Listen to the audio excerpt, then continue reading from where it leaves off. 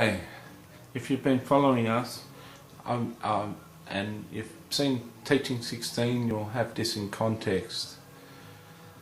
If you haven't, I suggest you go back to about teaching number 13 and get all of this in context. This is a large portion I'm going to read, then I'm going to comment on it with the time I've got in 10 minutes remaining. Yet, as with most of these saints, this is Neale's God speaking on page 15 of the copy of the book I've got. Yet with most of these saints, people would not understand you, and when you try to explain your sense of peace, your joy in life, your inner ecstasy, they would listen to your words but not hear them. They would try to repeat your words but would add to them. They wonder how you could have what they cannot find, and when they would grow jealous. Soon jealousy would turn to rage, and in their anger they would try and convince you that it is you who do not understand God.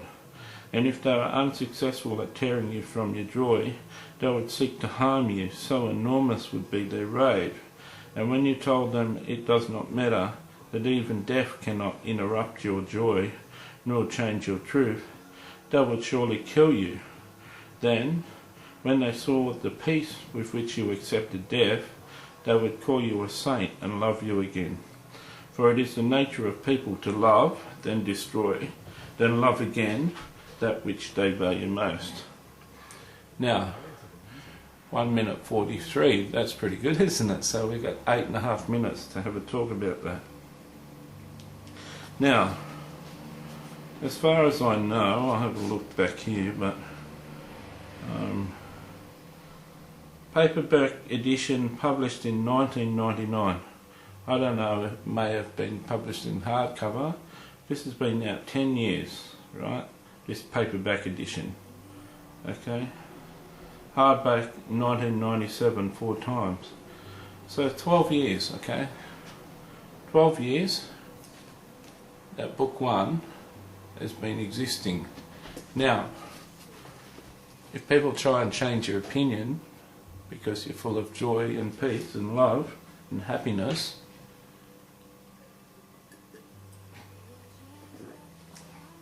and they can't change their opinion, your opinion, so they get angry,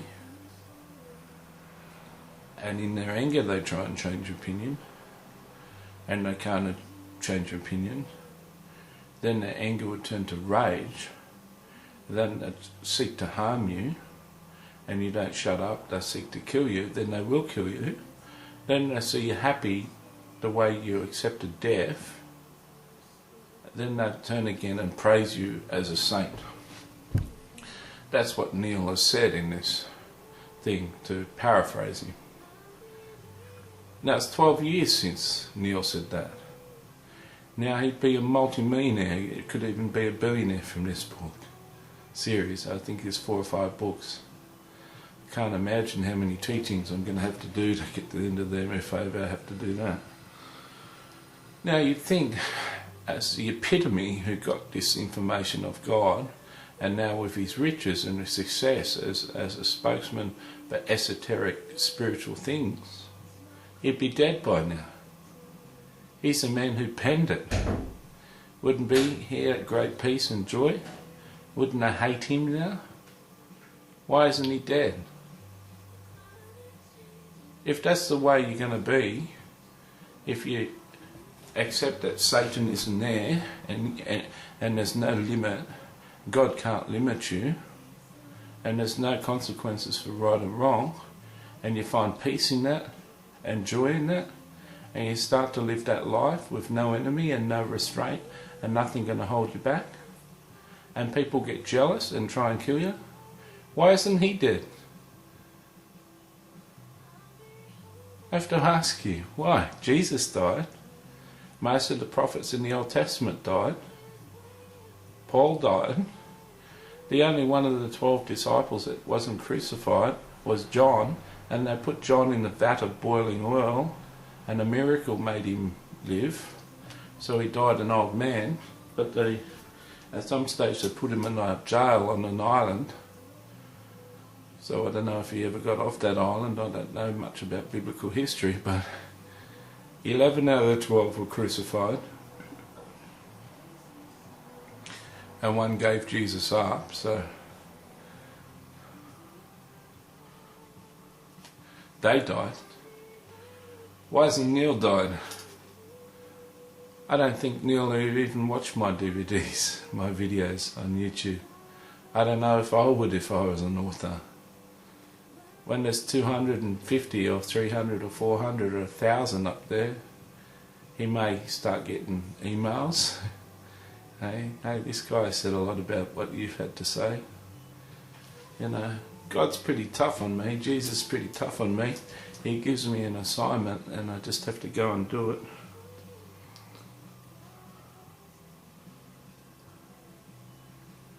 I don't know if the Buddha died a violent death.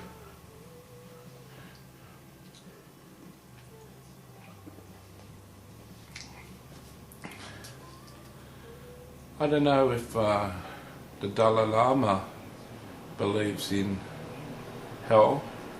I think the Dalai Lama, sort of Eastern mysticism, would believe a lot of what Neale Donald Walsch's God is pushing here.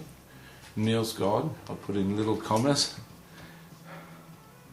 The Dalai Lama hasn't been killed.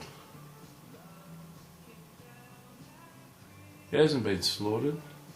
I think he'd be a fine example of a person living a peaceful, happy, and joyful life in peace and contentment outside of the Christian faith. Why isn't he dead? I mean,